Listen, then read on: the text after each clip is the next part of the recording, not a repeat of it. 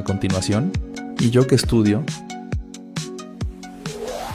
Telemar más nuestro.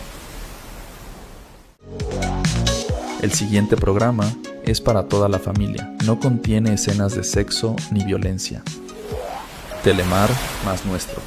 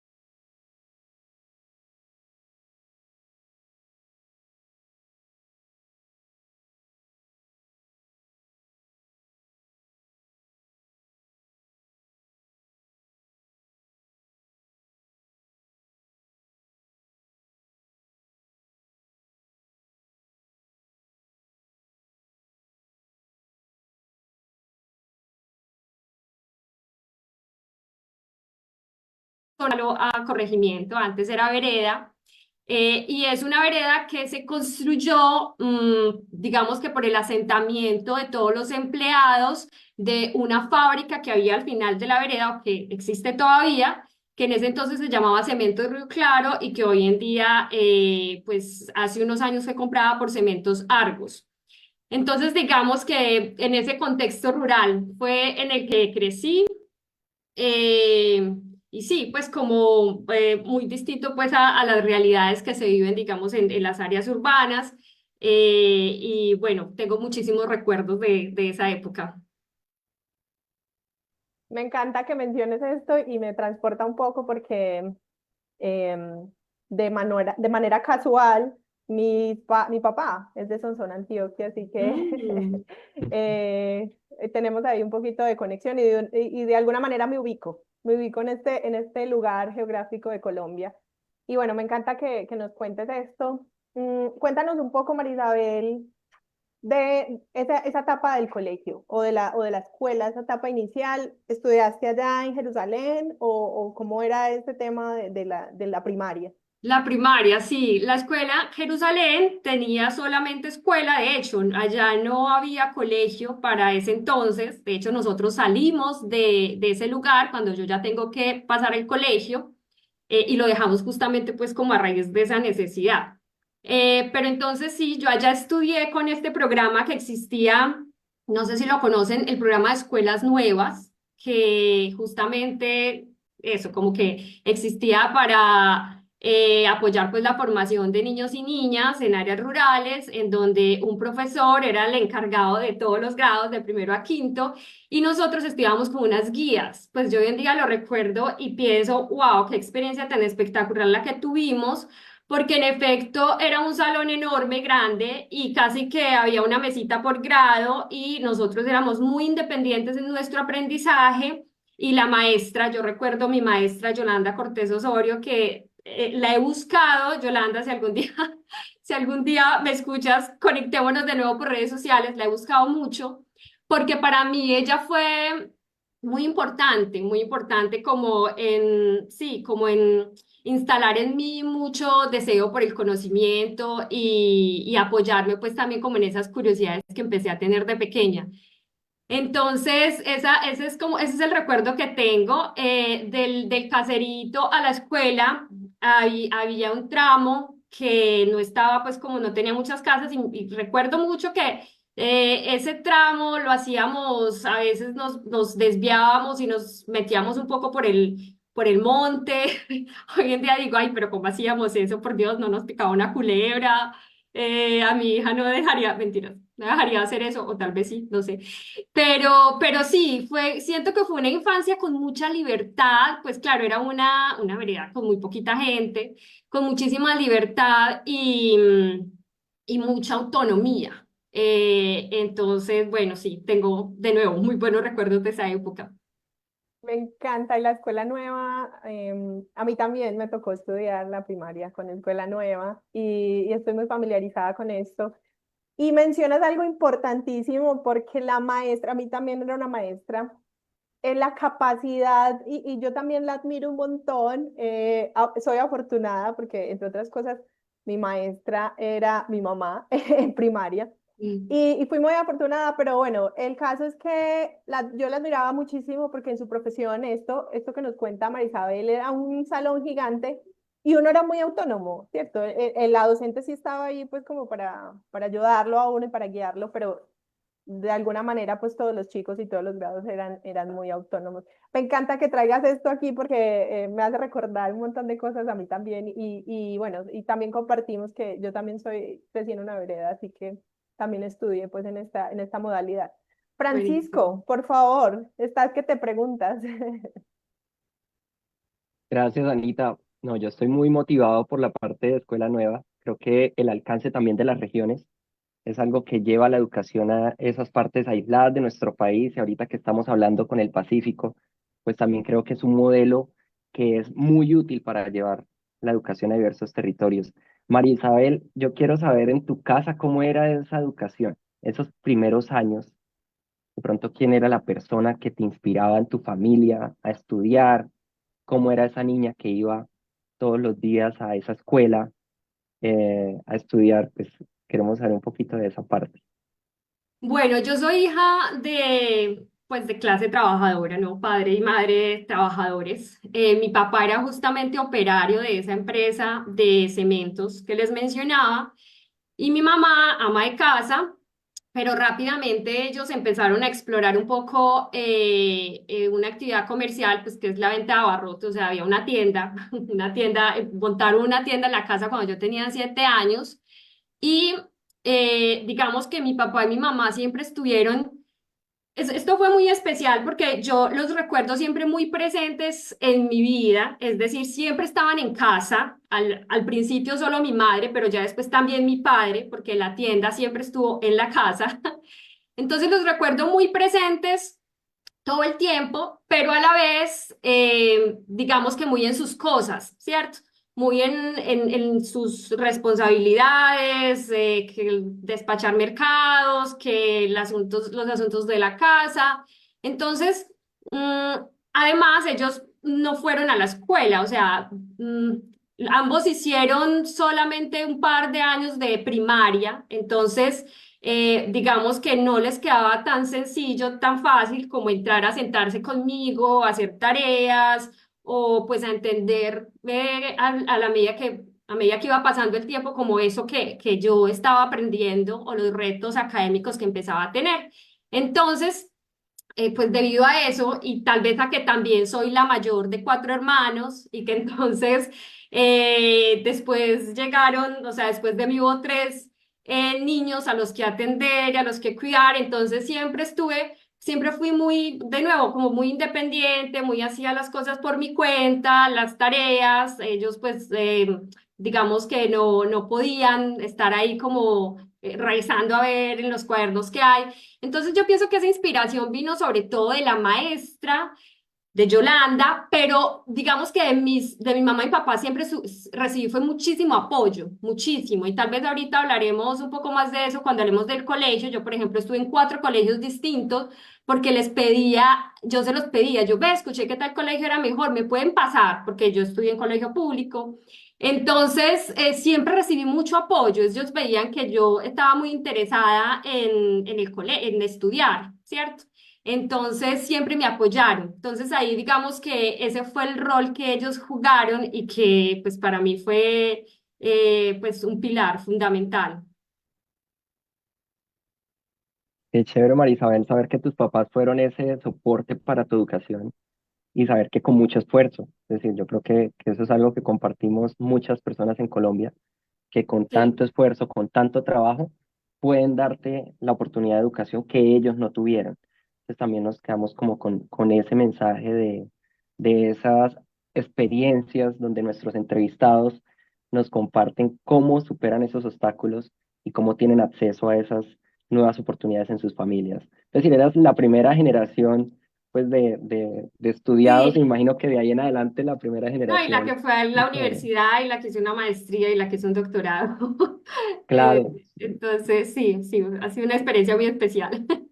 buenísimo, buenísimo. Anita, Gracias, Francisco. Estaba pensando aquí que tal vez este programa y este canal sea el puente para encontrar a Yolanda.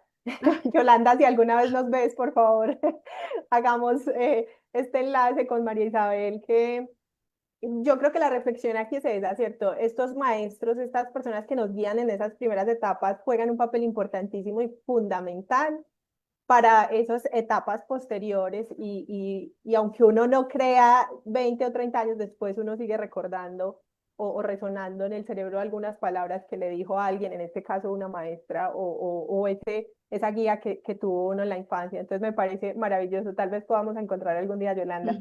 María Isabel, bueno, yo quisiera o quisiéramos conocer aquí un poco más de cuando pasaste al colegio, este tema de 4 colegios, cómo fue eso que pasaste por 4 y cómo era ese proceso de adaptación en cada uno también, ¿cierto? Porque entiendo también que es difícil a veces hacer esos cambios.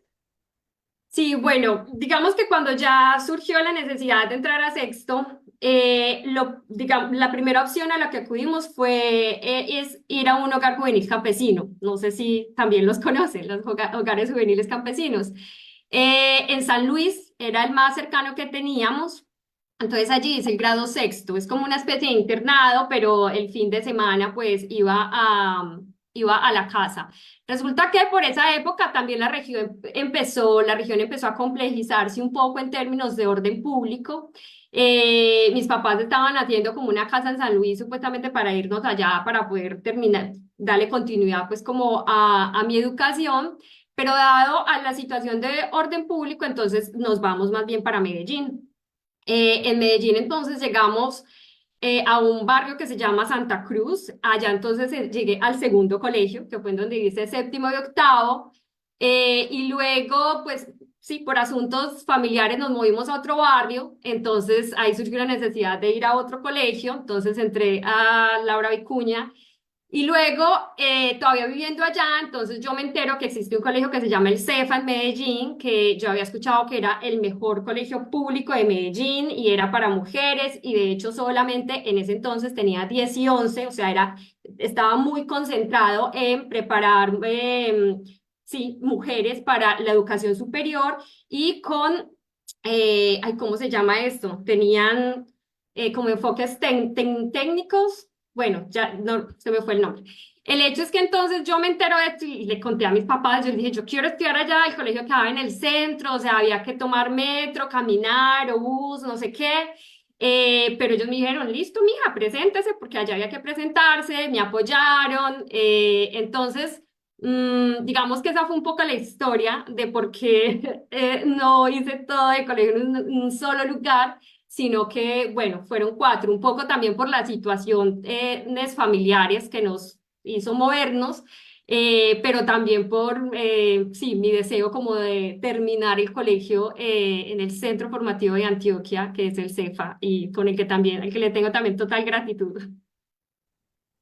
Qué bonito esta historia y también me hace conectar un poco con este proceso de adaptación, ¿no? Porque el Ah, cambio sí. definitivamente necesita de pronto un esfuerzo adicional, porque es que cambiar de compañeros, de compañeras, incluso de entorno y de cómo moverse, María Isabel nos cuenta que ya en este último colegio tenía que hacer toda una peripecia, cambiar de bus a metro o metro a bus, bueno, en fin, ¿cierto? Y todas estas cosas pues juegan también un papel, pero definitivamente se nota que a María Isabel le gusta mucho estudiar y que busca también estas oportunidades y estas opciones para hacerlo y fue ella quien finalmente eligió terminar en este colegio. Pero esa Ana, creo que no te respondí la segunda pregunta, el problema de la adaptación. Yo tengo que decir que de alguna manera tenía también como una facilidad para acomodarme, pero ahora que lo pienso, no sé si fue al contrario, si fue por el hecho de que me tocó tantas veces que entonces desarrollé esa habilidad para, digamos, para adaptarme, porque hoy en día la siento un poco así también, ahora que tengo esta experiencia de migración, siento que un poco como que no, ya no lo sufro tanto. Entonces, puedo pensar también que eso fue algo positivo de un buen resultado como de ese peregrinaje que hubo en esa época de mi vida.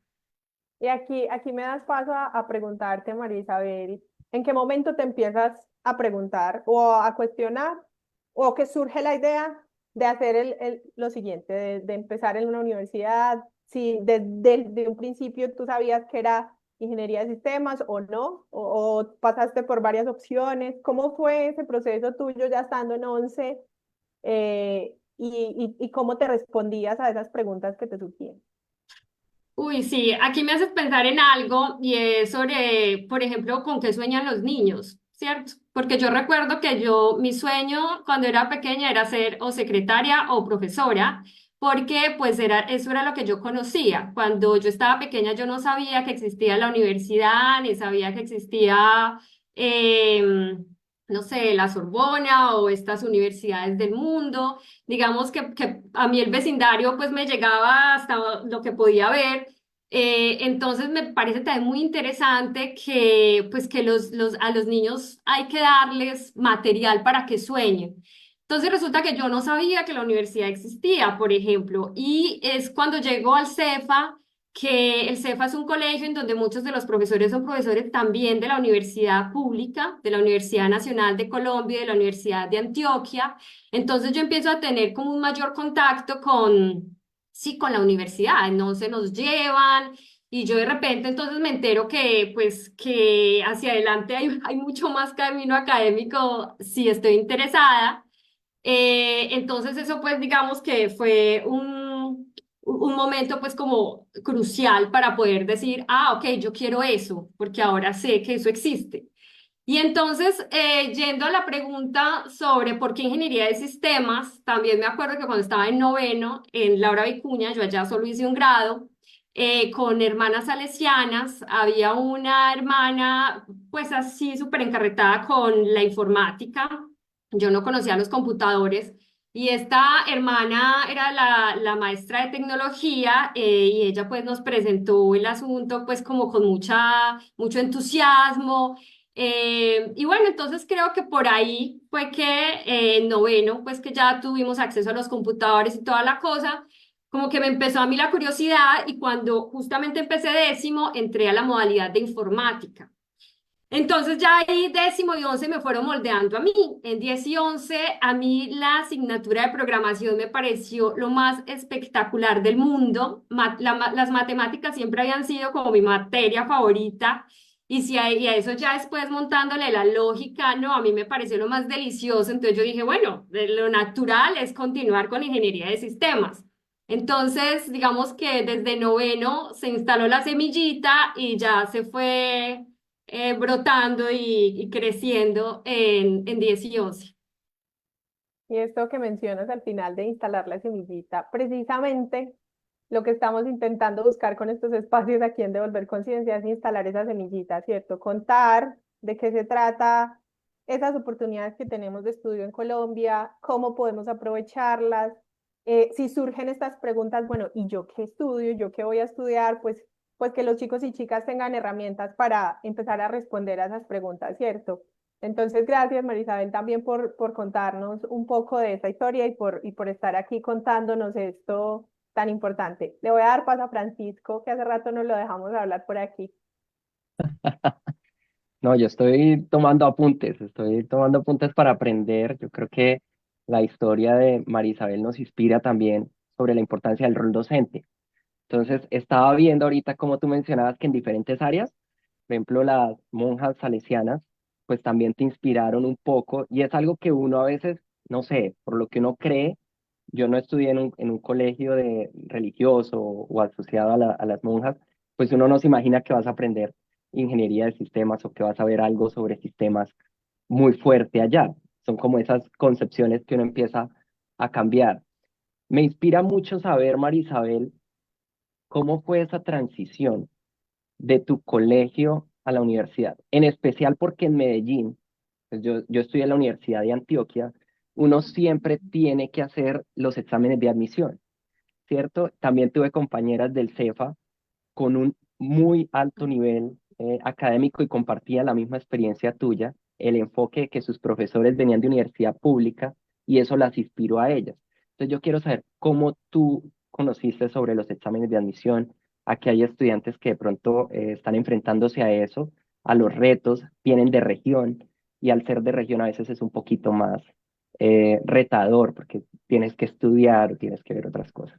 De pronto si nos compartes cómo fue. Sí, bueno, ahí como tú dices, el rol docente e incluso institucional es clave, porque en el CEFA lo que hacen, por ejemplo, es que para las chicas que están en 11, hay como una especie de programas de preuniversitarios o pre-ICFES que el colegio mismo empieza pues como a promover. Entonces, claro, cuando tú llegas a 11, la cantaleta desde el principio es presentarse en la universidad pública, porque pues en el CEFA al menos éramos chicas de bajos recursos, era muy difícil pensar que fuéramos a presentarnos pues a una EAFIT o a una UPB, casi que era o la Universidad de Antioquia o la Universidad Nacional de Colombia. Entonces, la institución en eso pues se pone la camiseta, como decimos, y entonces promueve mucho esa información, ¿cierto? Sobre cuáles son los programas que hay en estas dos universidades, cuáles son los perfiles.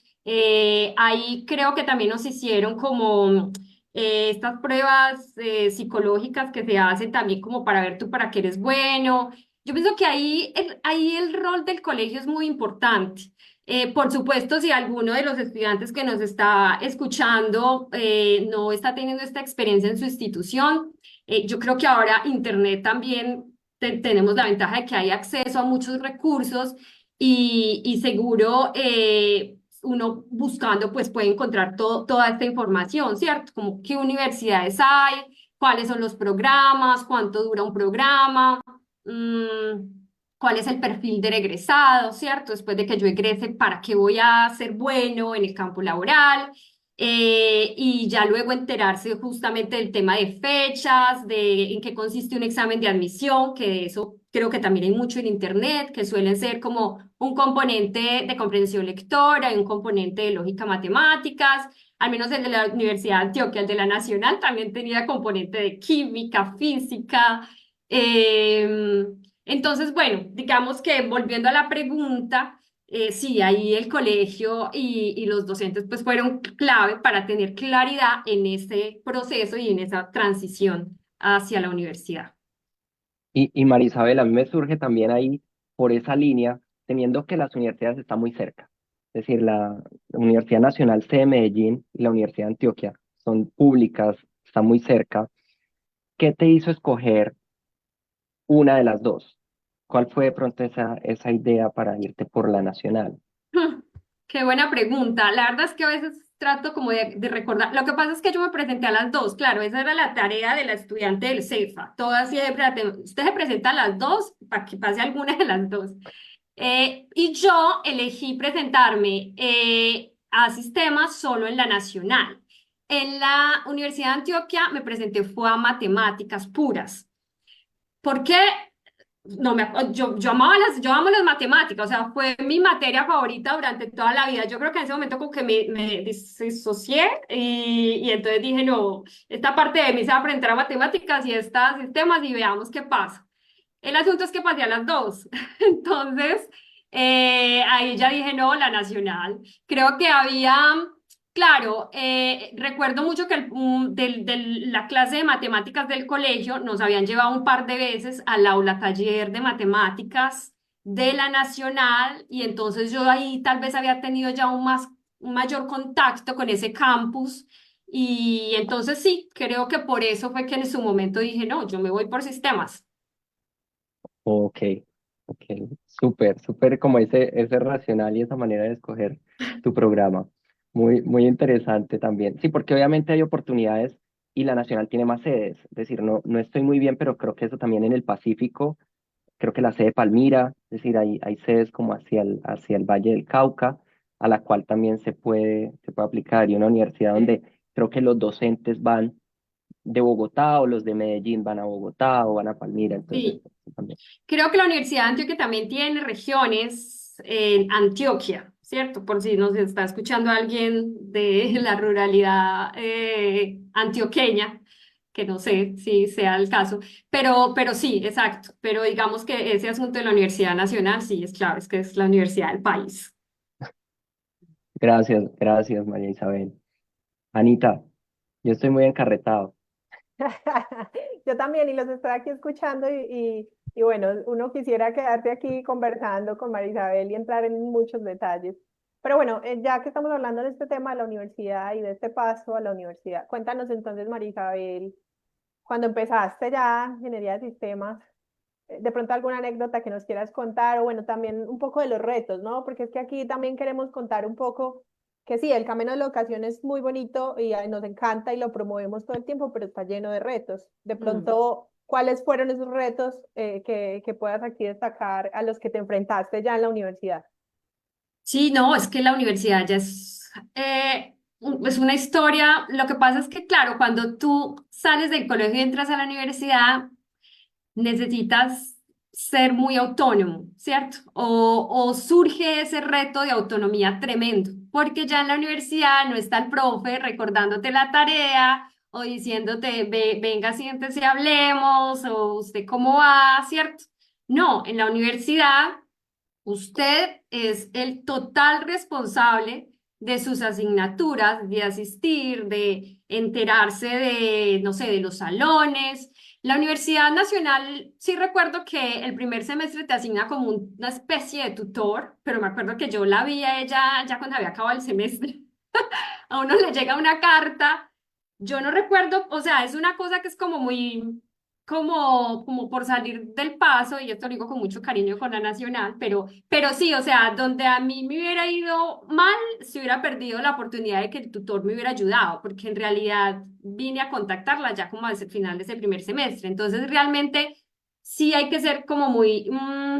muy autónomo en la gestión del tiempo, en cómo te organizas, en cómo sí, pones a conversar esa cantidad de materias ya nuevas que te llegan. El reto, al menos cuando tú pasas de de un colegio público a una universidad como la Universidad Nacional de Colombia, pues es enorme también en términos de, sí, como demanda, como del contenido, ¿cierto? Porque hubo asignaturas muy duras y tengo que contarles que incluso yo perdí asignaturas, como en el segundo y en el cuarto semestre, cuando en mi vida jamás había perdido una asignatura en el colegio. Entonces también fue como una lección de aprender mucho de técnicas de estudio también, ¿cierto?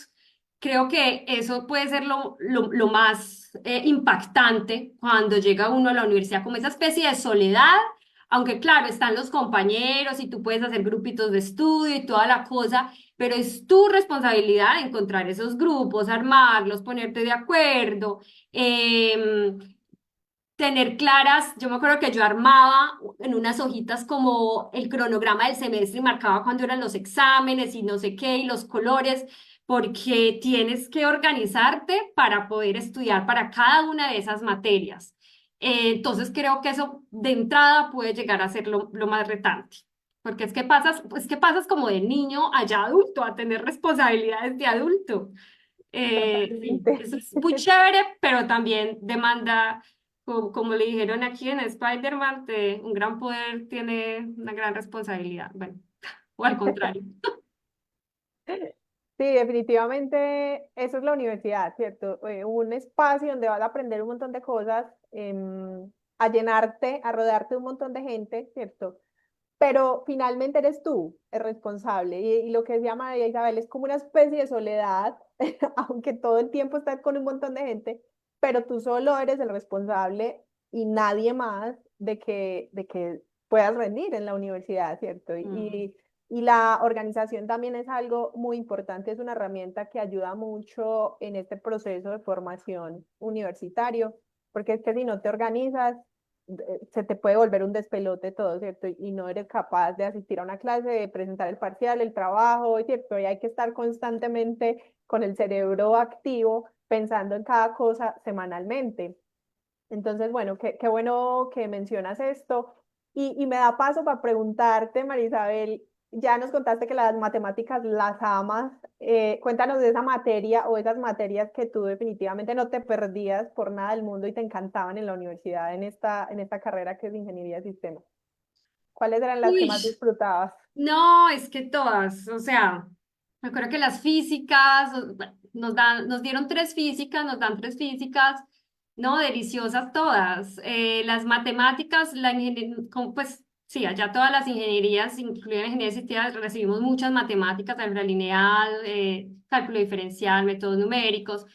Em, yo creo que incluso lo que me pasó es que cuando terminé la carrera dije, "Ah, se acabó", y no lo disfruté tanto como, porque claro, ya en su momento, porque a ti te reciben las matemáticas, entonces en su momento es un poco sufrirlas y luchar por no perderlas o pasar las raspadas, entonces como que ya cuando estaba del otro lado, ya más enfocada como en las áreas, pues como propiamente de formación de sistemas, programación, que todas me encantaban, las de programación, la de desarrollo e ingeniería de requisitos. Entonces, ya cuando estaba allá, yo decía, pucha, haber aprovechado más esas matemáticas. Además, porque la Escuela de Matemáticas de la Nacional de Medellín es es brutal, pues.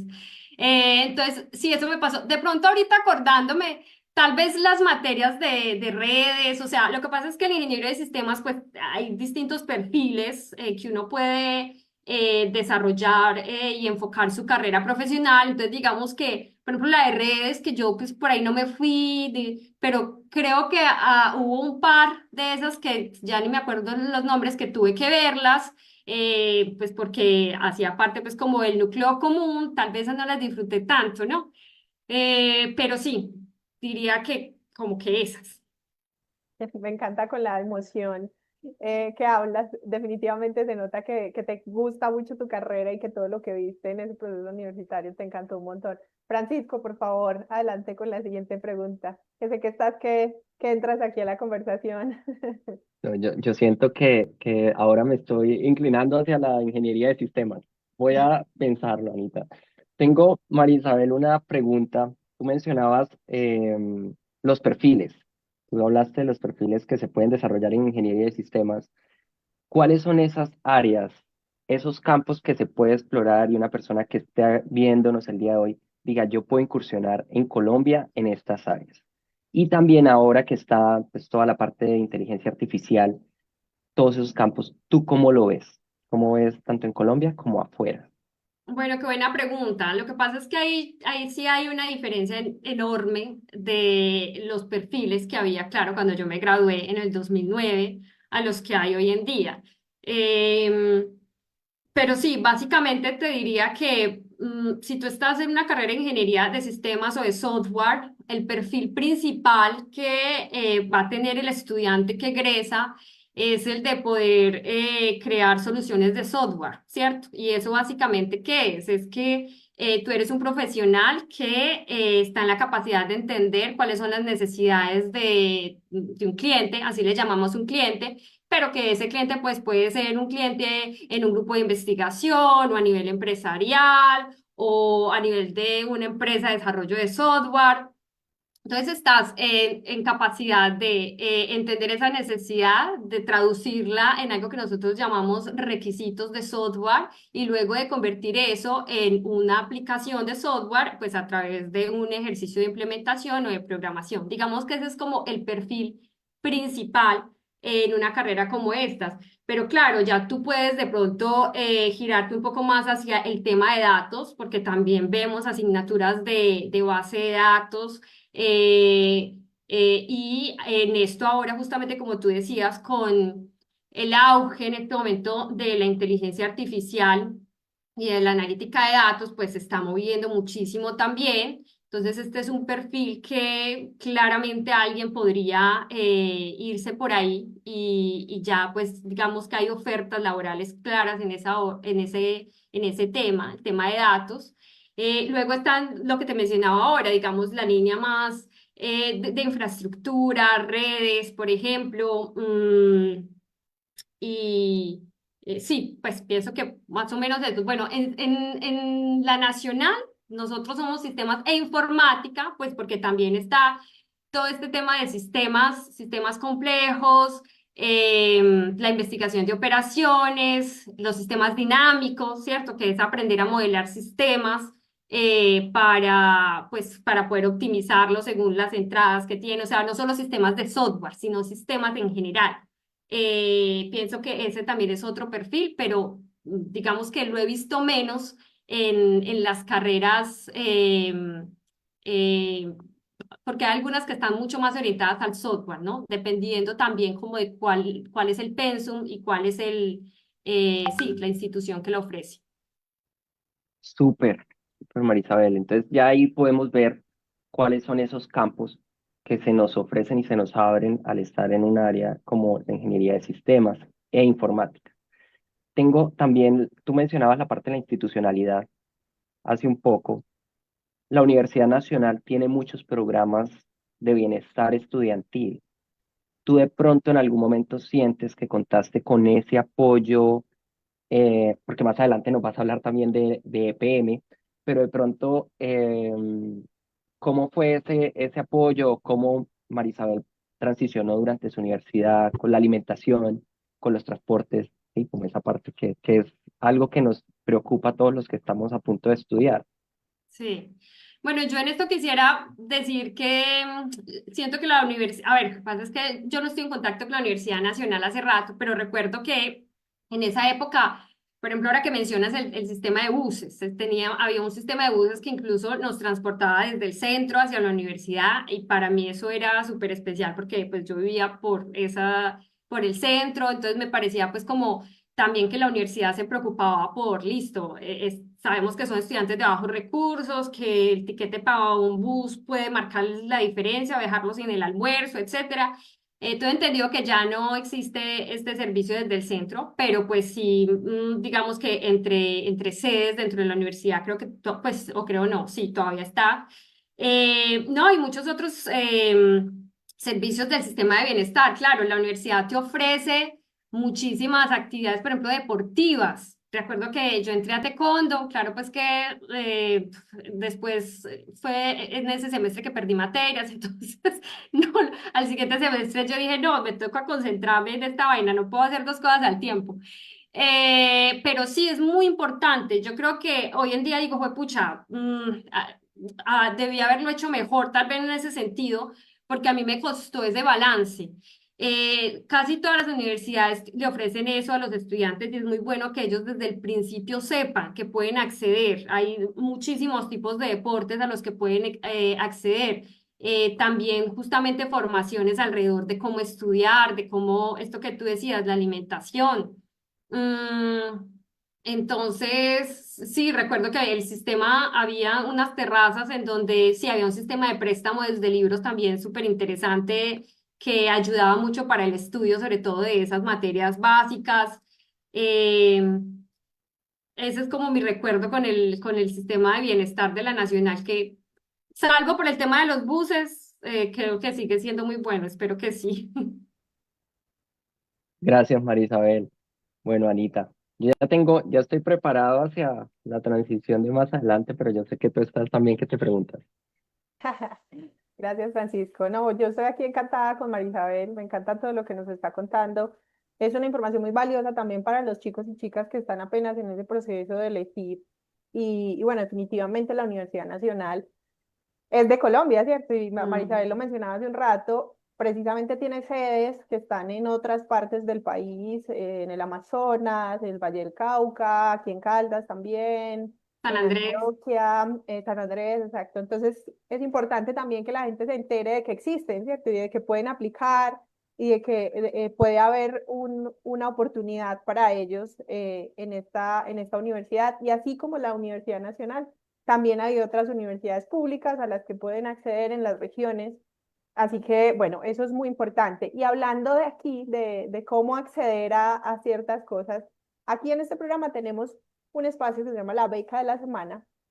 Y hoy no les traemos una beca específica del país, sino que les traemos un video donde les contamos esos tips que se necesita para aplicar a becas o programas aquí en Colombia. Así que los vamos a dejar aquí con Ana Ramírez, que siempre está aquí muy dispuesta contándonos esa beca de la semana y en esta ocasión son unos tips. Y ya regresamos.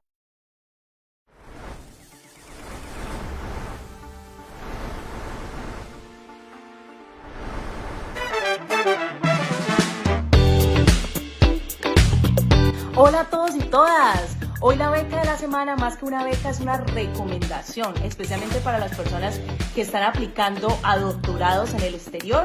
Quiero informarles que muchos de los doctorados en el exterior, por no decir casi todos, son full funding porque la idea es que ustedes vayan a trabajar como investigadores o como profesores, o ambas. ¿Cómo aplicar a un doctorado? Tengan en cuenta que en diciembre cierran, que muchos ya están abiertas las convocatorias desde agosto y septiembre.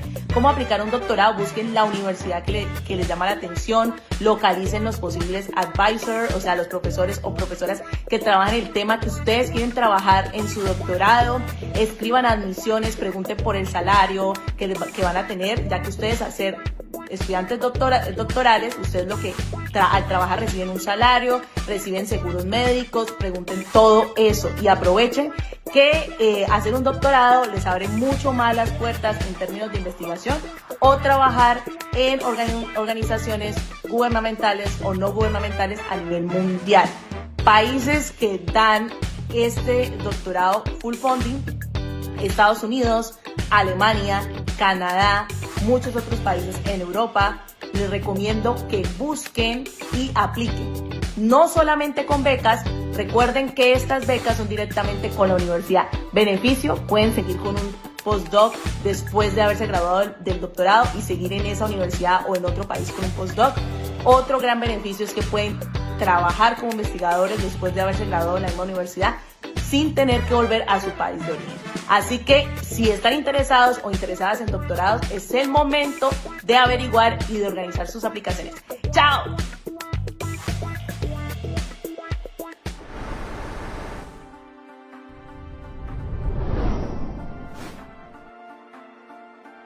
Bueno, y seguimos aquí con Marisabel Marín, una invitada maravillosa, nos está contando cosas estupendas de su proceso académico y además de que ella hizo ese pregrado en Ingeniería de Sistemas e Informática, pues cursó un segundo pregrado. Así que cuéntanos, María Isabel, por favor, de qué se trata ese segundo pregrado.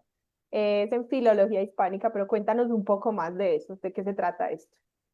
Sí, bueno, resulta que como yo les decía, yo amaba las matemáticas, entonces como que no le paré muchas bolas a las letras en el colegio, entonces sentía que tenía ahí como una deuda con el tema, y empecé pues como a querer enterarme un poco más de la tradición literaria, etcétera, y me enteré de que existe un pregrado que se llama Filología Hispánica.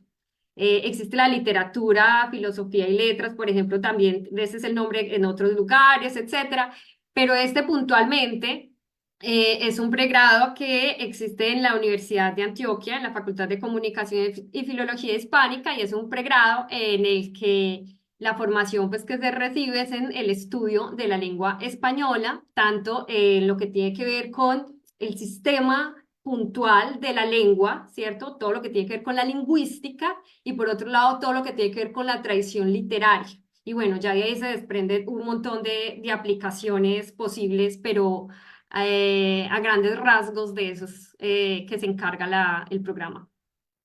¿Y cuánto tiempo estuviste en este programa? ¿Hasta dónde avanzaste? Sí, bueno, es que resulta que cuando yo llego a ese pregrado, a ver, algo que a mí me encanta de ser ingeniera de sistemas es que somos como actores, es decir, nos toca estar asumiendo como roles distintos, y no, digamos, en cuanto al qué hacer, porque siempre estamos en contacto con el software, sino acerca del área de aplicación. Entonces, cuando yo empecé a trabajar, yo trabajaba con el área de aplicación eran recursos hidráulicos, entonces aprendí mucho de aguas, de cuencas, de ríos, etcétera. Eh, y entonces ya luego lo que hice fue que pasé a esta área de la lingüística y me encaminé, o sea, y me di cuenta que entonces existe algo que se llama la lingüística computacional. Yo dije, ¿qué es esto tan maravilloso? O sea, me encontraban los dos mundos que yo quiero. Y entonces ahí sí, digamos, me enteré como de este nicho intersección y dije, bueno, creo que ya estoy lista para un doctorado, porque pues tengo la ingeniería, la maestría y tal vez puedo más bien ponerme a buscar un doctorado y pues dejar hasta acá la filología. Entonces, básicamente lo que he hecho en el doctorado es darle continuidad pues a, sí, como a todo mi interés alrededor de la lingüística computacional. Bueno, a mí me suena como un término muy extraño para mí, pero también es porque no estoy en este mundo, ¿cierto? Y desconozco pues mucho de este, pero lingüística computacional, no sé si de pronto en 30 segundos o un Uy, minuto, sí, yo hablo como mucho, de esos muchas retos, vueltas. como esos retos en televisión, ya que estamos en televisión, puedas resumirnos de qué se trata la lingüística computacional. Sí, bueno, y volviendo a la otra pregunta, hice solo 3 semestres de filología hispánica.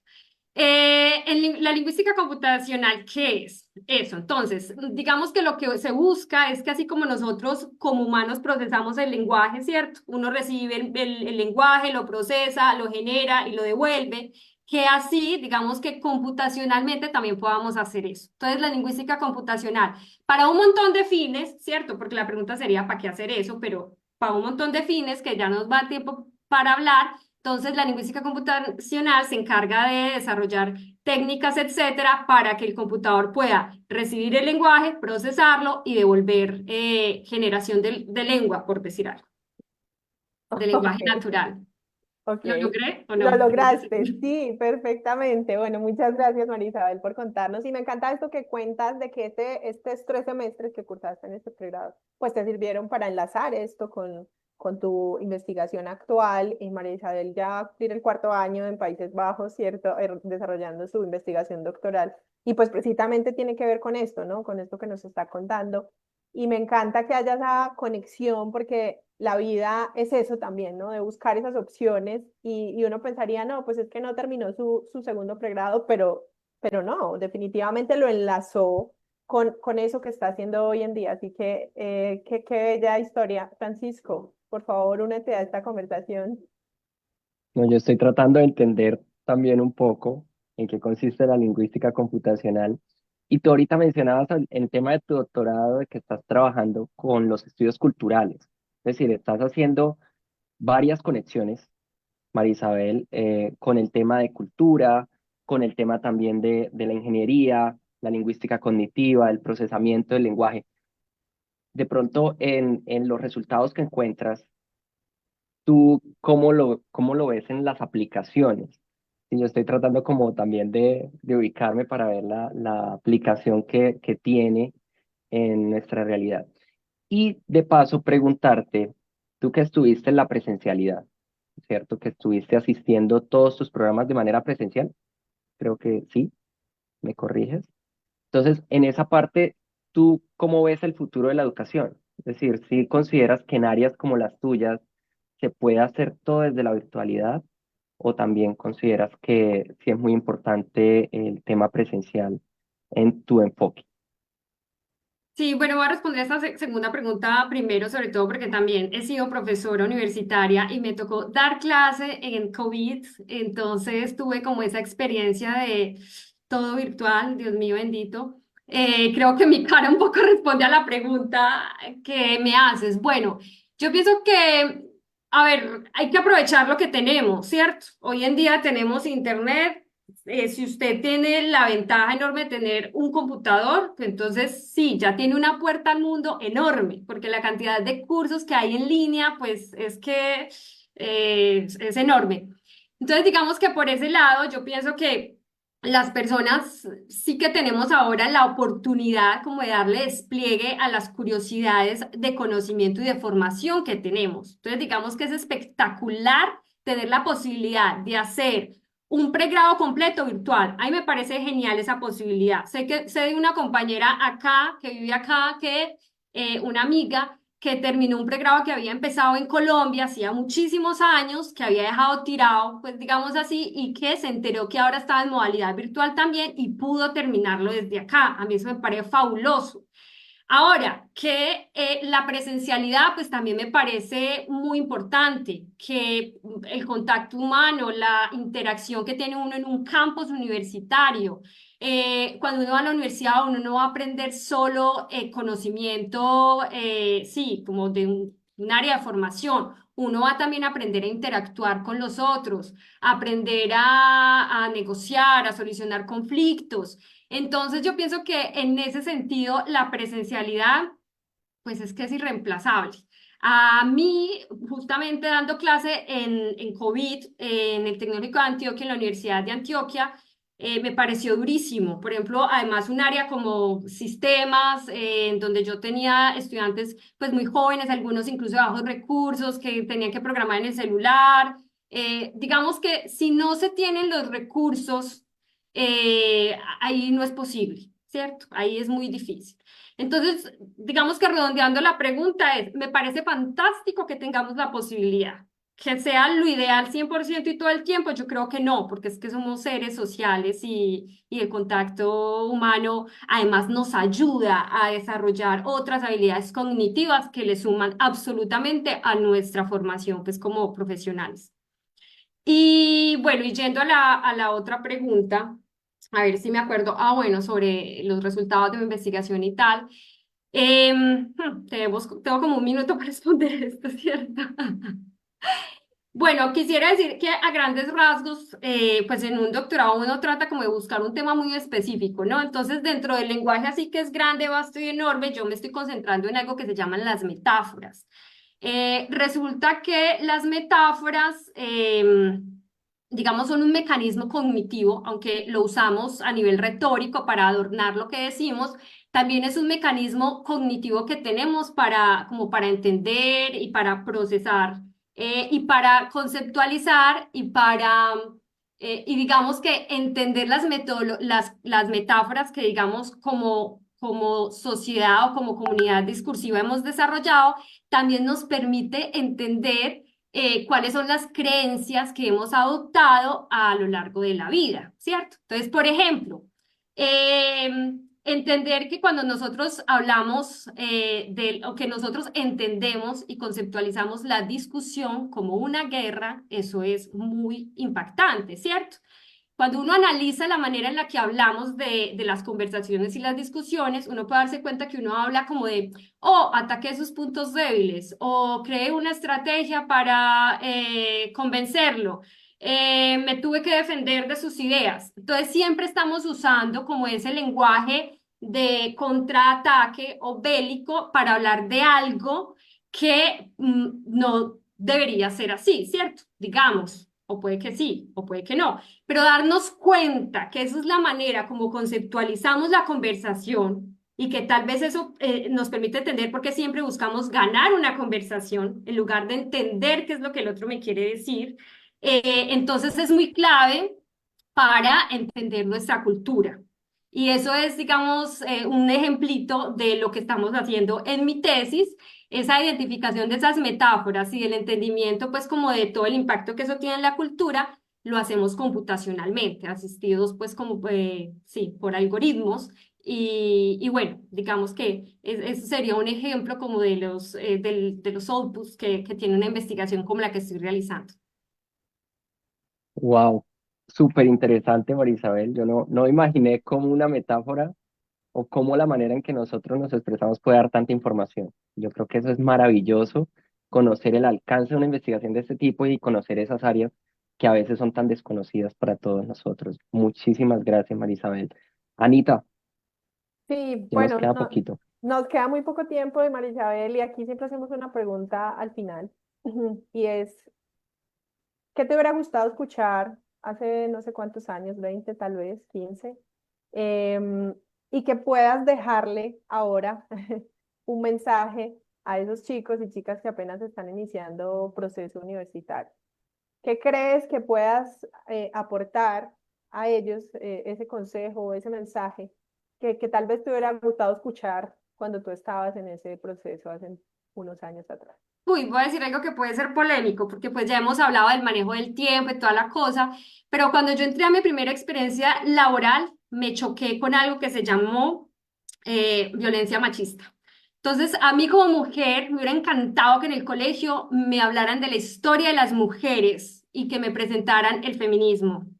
Y pienso que en ese sentido, ya en general, no solo para mujeres, sino también para hombres, digamos, quisiera encontrar las palabras apropiadas, pero bueno, como la desigualdad, digamos, la conciencia social, pienso que es muy importante cuando tú te vienes a un país como estos del norte, en donde definitivamente te van a ver con un sesgo, en donde definitivamente vas a tener que pillártelas cuando están siendo racistas o, sí, o digamos tu investigación está siendo afectada por ese hecho, es muy importante darse cuenta de eso. Entonces, digamos que es lo que le diría a los estudiantes. Estudie lo que a usted le encante, medicina, lo que sea, pero no se olvide de las dinámicas de poder que mueven este mundo, porque todo eso nos va a afectar en el campo laboral y de ahí para arriba en todo lo que nos pase en la vida.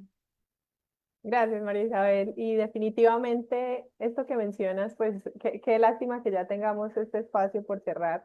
Nos hubiera encantado que pudiéramos ahondar un poco más en este tema, porque me encanta que lo menciones, ¿cierto? Y que esas personas que nos ven hoy, pues tengan herramientas para enfrentar ese sistema, que definitivamente todos estamos aquí inmersos en él y que nos vamos a tener que enfrentar a un montón de cosas. Así que, pues definitivamente gracias por mencionarlo, por dejar este mensaje tan potente y pues nada, gracias por estar aquí. Este es un espacio con las puertas abiertas para colombianos y colombianas como tú que están en otras partes del mundo haciendo un montón de cosas maravillosas y que definitivamente nos dejan inspiración a estos chicos y chicas. Así que yo me despido y los voy a dejar con Francisco y María Isabel para que también digan un adiós y muchas gracias. Nos vemos en una próxima ocasión.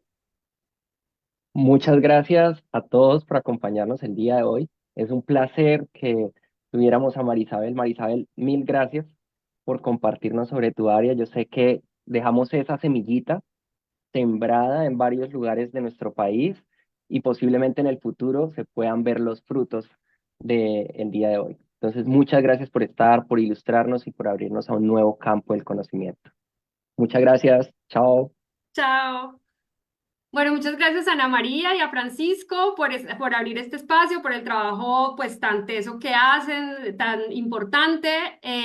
Y bueno, no, pues yo encantadísima de haber estado acá y espero que, bueno, si algo de lo que he comentado les resuena y en algún momento quieren saber más del tema, creo que por ahí en redes sociales pueden, en internet pueden encontrar mis redes sociales si necesitan, digamos, más advice, pues como para seguir su carrera hacia la universidad. Muchas gracias a todos.